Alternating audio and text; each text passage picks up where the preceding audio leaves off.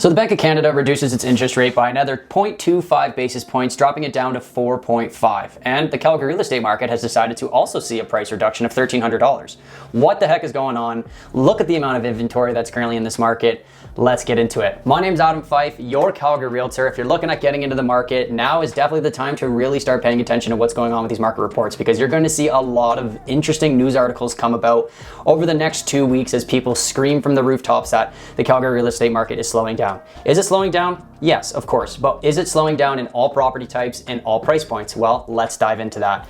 So let's start off by looking at some of the sales, right? So the sales, 2,300 for the month of July. You can see that's down 10%. New listings are up. Fantastic. We need more new listings in this market. We're at 3,600 new listings for the month of July, up 11% from last year. The inventory up massive. We're up almost at 4,200 homes left over at the end of the month, which is up by almost 20% compared to last year, which is insane. The months of supply for the total residential price point here is up to 0.75. Still a seller's market, but it's up dramatically 32% comparing to July of last year. So let's read what the Calgary Real Estate Board has written about this market. If you want to read it on your own, I'm not offended. Pause the video. You don't have to listen to me talk. Supply levels improve, taking some pressure off prices. With the busy spring market behind us, we are starting to see some shifts in supply levels with 2,380 sales and 3,604 new listings. The sales to new listing ratio fell to 66%, supporting a gain in inventory. Inventories levels rose to 4,158 units, still 33% below what we typically see in July, but the first time they have pushed above 4,000 units in nearly 2 years. Although the majority of supply growth occurred for homes priced above 600,000, the rise has helped shift the market away from the extreme seller's market conditions experiencing throughout the spring. While we are still dealing with supply challenges, especially for lower priced homes, more options in both the new home and resale market have helped take some of the upward pressure off of home prices this month. This is in line with our expectations for the second half of the year, and should inventories continue to rise, we should start to see more balanced conditions and stability in home prices. July sales eased by 10% over last year's record high, but were still higher than long-term trends for the month. Like last month, the pullback in sales have been driven by homes priced below 600,000. Nonetheless, the gain in inventory combined with the slower sales caused the months of supply to rise to 1.8 months. Still low enough to favor the seller, but a significant improvement from under 1 month reported earlier this year. So we need to consider this, right? If you're getting into the real estate market, what price point are you getting into? What product are you buying? Because the affordable product in Calgary is still flying. I see townhouses go up for sale around 450,000, 500,000, and they're gone within the first weekend. I see homes priced around 650, even 700,000, and they're still getting offers that first weekend. But the overarching picture, the entire market, if you would, is starting to see the slowdowns because we went through such an extreme spring market. So let's look at this one more time, okay? So this is the city of Calgary, sales and inventory levels. I love this chart. It's one of my favorite charts. So you can see the red bar here. It's actually started to slow down, right? So you see May and June, we kind of hit that peak, right? 608, and then we started to slow down with sales. So in May and June, our sales actually peaked around 3,000 sales, and then it's quickly declined. You can see just the amount of inventory that was left over at the end of the month in July. Now, with Calgary, you always see a slowdown in July. Every single year we see a slowdown in July. The stampede is occurring, and a lot of people just kind of take their foot off the gas pedal and start to enjoy that celebration. I was expecting a slowdown, but I definitely wasn't expecting this much of a slowdown. I would expect for August numbers, which will come out in September, we'll notice a little bit of a spike up, and then most likely a small spike up in September, and then we'll start to see a decrease once again going into the winter seasons, which is very common. Now, over 4,000 homes left over at the end of the month. It's kind of exciting, to be honest with you. 4,000 homes is a great number to be at, right? It's still a seller's market, but it's a little bit more balanced. There's a lot more options for buyers out there. Obviously, for you sellers and you investors who want to make $1 million on your listing, fair, but you just need to make sure that you're pricing your product correctly, okay? The last time we actually saw 4,000 homes left over at the end of the month was this chart here. This is September 2022. I actually would have recorded this video in October of 2022. So look at this gnarly chart. See, we had a price increase dramatically. January, February, March, April, May. We saw a massive spike. We went from 480,000 for total residential up to 540,000. And then we saw the increase in interest rates, which slowed down the market quite rapidly. You can see the sales slowed and the inventory did fall ever so slightly, but the pricing did drop as well. You can see from March 2022 to September 2022, we had over 4,000 homes left over at the end of the month. October, November, December, every month from then until now, we've had under 400,000 for 4,000. If I say 400,000, 4,000 leftover homes at the end of the month. I'm so sorry if I said 400,000 earlier. Either way, regardless, crazy stuff, especially when you go back to this chart and you see just at our price points, right? We were at 560 last year. We shot right up to 605. And now we're probably going to stay there for a little bit, right? I don't think we're going to see any spikes going up, down, left, or right too dramatically, as the total residential benchmark price might have hit the ceiling a little bit here. Is it going to last very long? Let's wait and find out. So let's start to look at the sales here, okay? Let's start to look at the year-to-date sales for Calgary. So this is all product types morphed into one chart. You can see that the red bar, the 10-year average, we're actually right on that average for, new listings. Wow, I'm really hiccuping today. This is new listings, right? We want to see more new listings come to the market. We want to see a little bit more of a balanced condition. It's favorable for everyone. We don't need extreme sellers market, right? So compared to last year, we are up in that new listing category, okay? We're not at the 2021, 2022 highs, which is understandable, but we are relatively close. So when we start to look at the total sales now, which I should have said, not said a little bit ago, you can see that we are actually still above 2021 and 2023. So sales activity year to date is fairly healthy. We're seeing a lot of activity in the Calgary market. Now, obviously, there was a lot of sales in April, May, June of 2024, which really pushed that number. But even with these July slower stats, we're still above those 2 years, 2021 and 2023. Now, when you start to break it down, this is actually quite fascinating. I actually really like this, and I don't really touch on it too much, but you can just see this red bar here, right? So the 700 to a million price point, and I'm gonna dive into this in a little bit more detail in future slides, but look at this, the year-to-date sales, the 700 to a million has seen the most activity. When you break it down and you start to go to the 7 to 8s to 9, the 7 to 8s to 8s to 9s and 9 to a million, obviously you're going to be quite low, but compared to years past, you can see that it's actually quite high. You can see that the 300,000 price range has seen the most activity, closely followed by the $600,000 to $700,000 price range, right? A lot of things have seen decent activity, but when you start to look at 2022 and 2023, the green and the yellow bar, it paints a pretty cool picture about how much the pricing has shifted, right? You look at the blue and green bar and the 300 and 400,000, and then you look at it this year, for 2024, it has dropped dramatically, right? There's just not enough affordable homes on the market to keep up with those sales numbers.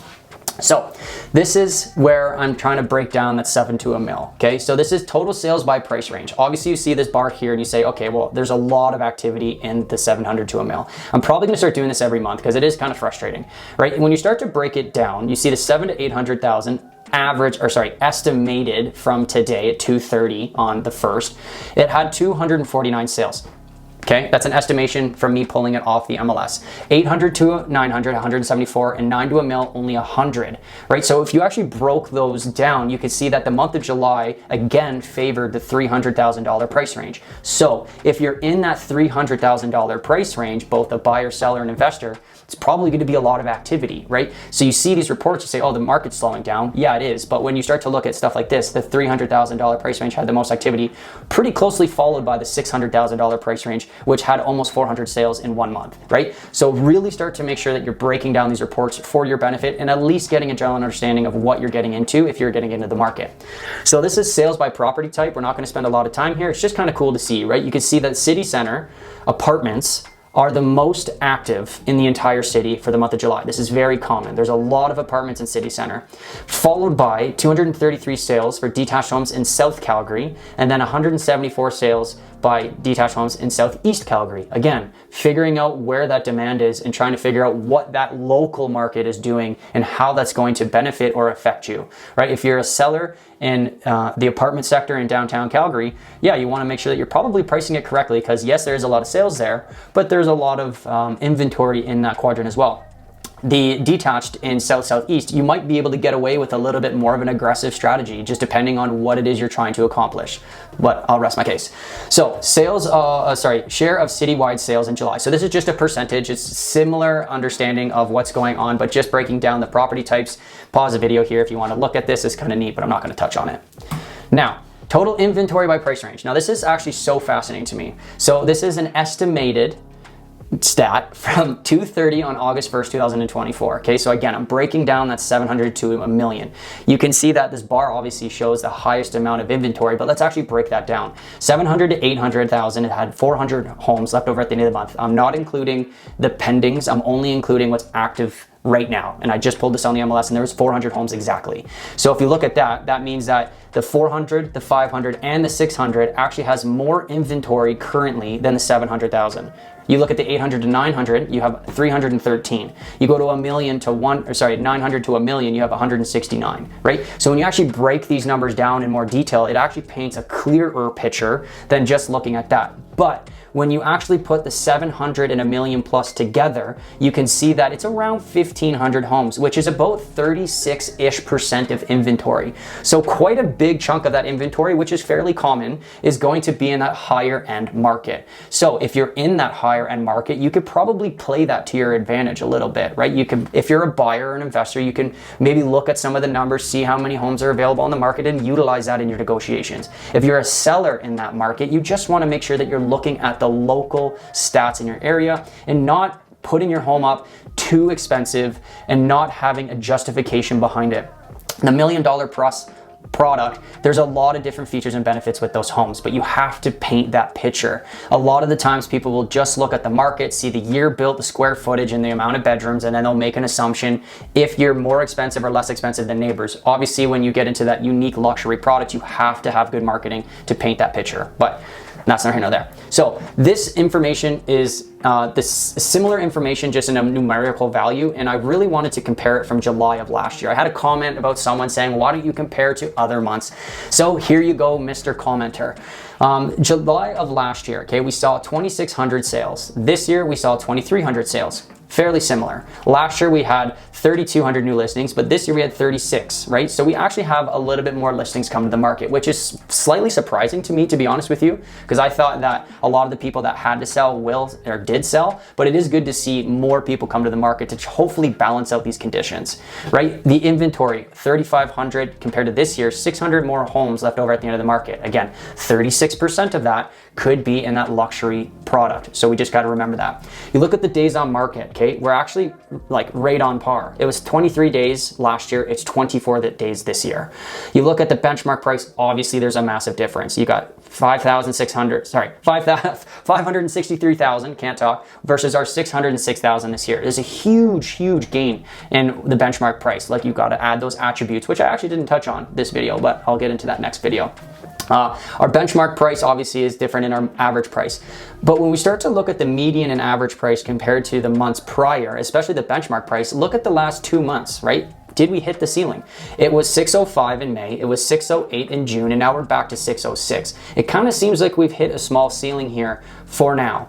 We've really only plus minus like $2,000 to $3,000 in the last 3 months. When you look at the median price, or you get the most expensive sale and the cheapest sale, and it's the exact middle, you can see that we've actually are relatively close to April, May, right? We have 563,000, which is very close to April and May numbers. You look at the average price, obviously, hopefully you know how to find averages. It is also down all the way back to April, right? 606. We've dropped pretty dramatically from the average price of June. So a lot more of those lower end sales are occurring, and a lot more of those luxury sales are sitting in the inventory, which is pulling up that days on market, which is pulling up that the inventory level for total residential. So we just want to make sure that we're kind of breaking this down a little bit. So don't hesitate to reach out and ask, because I'm kind of busting through this really real quick. And I don't really know if I like this wide angle shot here. So please comment below, let me know if you like this. I actually recently redid my background here, so I wanted to showcase off that a little bit. So let's kind of dive into this. Now this is a little bit of a newer one because I never really put numbers here before, but this is the individual quadrants in Calgary. Now the individual quadrants are kind of annoying here because we have northwest, southeast, southwest, and northeast as our street abbreviations, which is basically just a straight line down the middle. But when you look at the real estate market, there's actually west, northwest, north, south. There's no southwest in Calgary. So when you're starting to break it down into the quadrants, it's important to realize that just because the street abbreviation says southwest, it could actually be in city center, or it could be in south, or it could be in west, right? So you can see that I've actually put some numerical values here, right? You can see that northeast and east have actually increased. The total residential benchmark price for those quadrants has increased, as well as south, where everything else has seen a decrease. Kind of surprised to see southeast take a decrease and south increase. Just must mean that there's a lot more activity in south and then southeast in a sense, a lot more kind of people driving there and whatnot. But it is fascinating to see, like look at West, they saw $6,700 total residential decrease in the last month. You have City Center 15, Northwest 28, North 1,200. So when you start to put all the total residential price points together, this is what you get. But again, you want to break it down into community, product type, and especially price point, because every price point is going to be a little different. Now, let's look at the monthly statistics package for Calgary. And we're only going to look at the year-to-date stuff because this is just what I'm more or less curious with. You can see that year-to-date, again, we're up in sales. We're obviously going to be up in sales volume, almost 16%, because we saw a lot more expensive activity happen as home prices increased. New listings, we are at up almost 20, so just about 2,300 again, which is great to see in my personal opinion. We want more new listings. We want more of a balanced market. Inventory is down, right? So this is a year-to-date average. The inventory is down to about 3,000 homes. Months supply, again, year-to-date average is still down. So you're comparing all of the months of supply before. So if you did the year-to-date last year and a year-to-date this year, the month of supply looks like it's down, but I don't really like that stat. We'll move on from that one. Sales to new listing ratio, right, is down quite a bit, right? We're at 75% compared to the last year, about 78. Now we're still seeing 101% over list price. Again, this is an average throughout the entire year. This is not just that actual sales to listing ratio, which is like today's, but this is like the average of everything that we've occurred in the first 6 to 7 months. Days on market, we're down to 22 days. And then I'm not going to touch on the price points because again, they're a little bit different than what the actual month is. And that's more important to me. So total residential price point down $1,300. And this is where I even get a little bit confused because at the end of the day, if you look, $1,300 decrease for total residential, but if you look at detached, you look at semi-detached, you look at row, which is down 400, and you look at apartment, everything is basically up on average. But when you look at the total residential, it's down. I've talked to Calgary Real Estate Board about this and they gave me an answer, and honestly, it didn't really make full sense. I need to sit down with someone and have an explanation because it doesn't really make sense to me. And someone actually called this out on a previous video about why that is, and I wish I had a proper answer for you. Either way, it's down. It's down ever so slightly. I wouldn't call it a decrease by any stretch, right? $1,300 in real estate is $0. When you're negotiating on a property, you're negotiating maybe $5,000 or $10,000 decrease on an ask price or whatever, right? $1,300 is just natural market fluctuations. It's not a decrease. It's just a stability. It's staying consistent at that price, where everything else is actually seeing that stability as well. Of course, you see townhouses fall by $400, which is surprising, by the way, because townhouses are very hot, but everything is basically at that stable price point. And again, July typically slows down for the month. Given Stampede, a lot of people take that 2 weeks off and just enjoy. Like a lot of people come to Calgary for Stampede and they kind of kick some tires, they look at properties, but they don't actually make a purchase. So let's keep that in mind for next month. Now, if you're curious about what the Calgary Real Estate Board has written about each individual product types, go ahead and pause the video. This is a really good write-up of just a high-level overview of what's going on in that apartment sector. But like mentioned before, again, if you're looking at getting into the market, it is so important to dive into the data and make sure that you make sense of it. If you're curious about what your home is valued at, I cannot thank everyone enough for actually putting in their home evaluation here. It is very, I wouldn't say it's humbling, but it's very comforting knowing that a lot of people trust my opinion. They value what I give. So thank you so much. If you're curious, it's an instant home evaluation tool. You can put your property address in for any product type: apartments, townhouses, semi-detached or detached, even acreages, right? You can put it in, and then I can overlay that with my own personal insight if that's something that's of interest to you. If you're just kicking tires, so be it. Now, almost done. This is a micro breakdown. So this is a breakdown of each individual quadrant in each individual property type. I'm not going to dive into this in too much detail because that's what the 4 other videos I'm about to edit and upload over the next 1 week.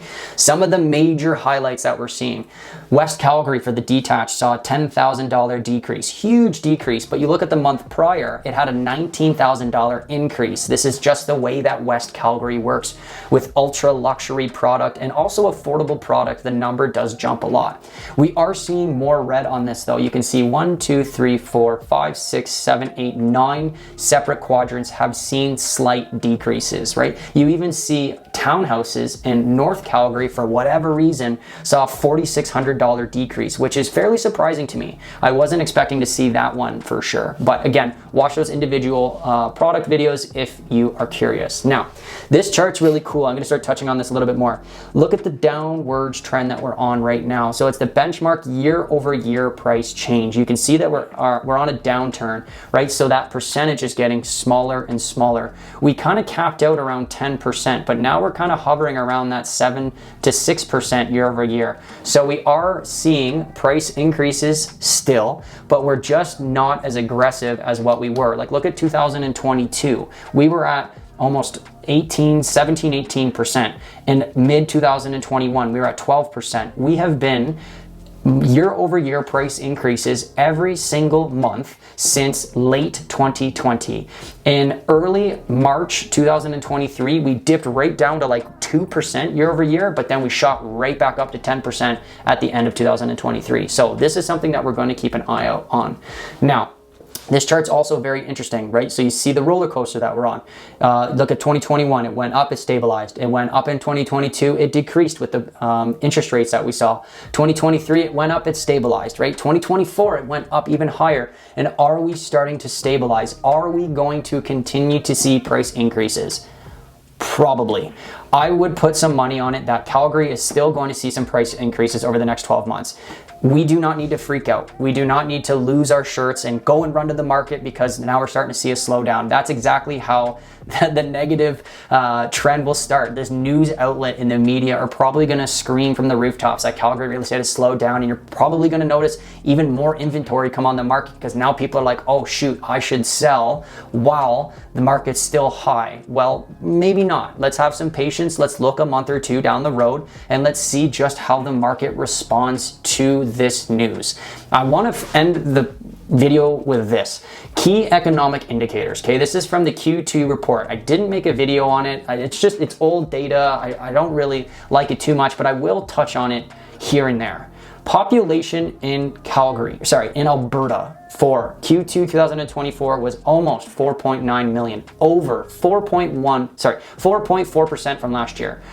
They removed the numbers because I think a lot of people were a little peeved with this, but interprovincial migration, 44% came from Ontario and 28% came from BC. They used to give the exact numbers here, but they probably got a little bit of trouble for that maybe, I don't know.